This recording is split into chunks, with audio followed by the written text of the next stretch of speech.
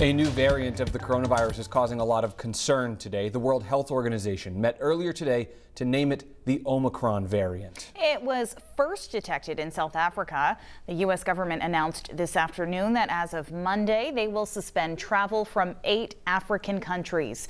Right now, scientists are not sure how dangerous the variant is or whether it poses any additional infection for vaccinated or unvaccinated people.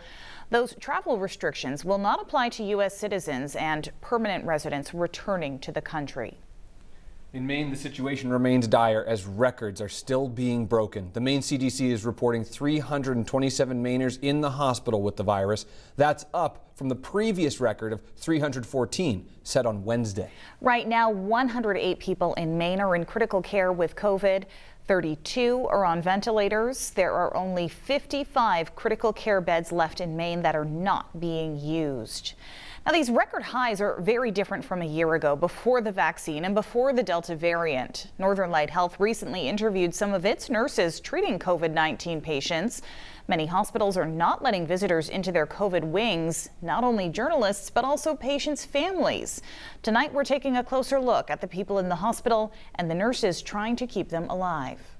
These patients are critical. They are the sickest of all the patients in the ICU in the hospital.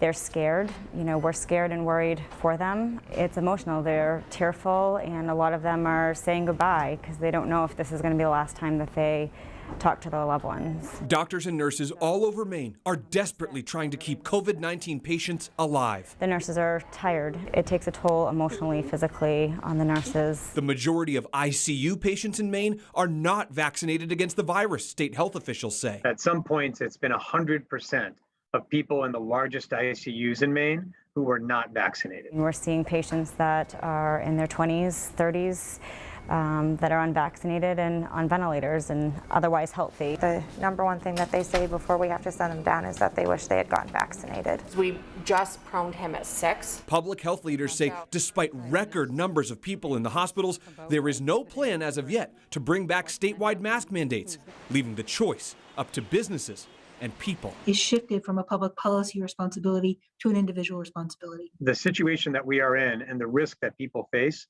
is on some level an elective risk.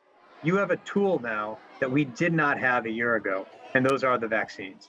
A year ago, Maine reported an average of about 230 people testing positive a day. Then a post-holiday surge, the highest single-day count, 825 people testing positive on January 12. The day before Thanksgiving this year, the state reported 1,000 new cases in a single day, with concerns growing that hospitals could soon be overwhelmed. Just 55 critical care beds are open in the entire state.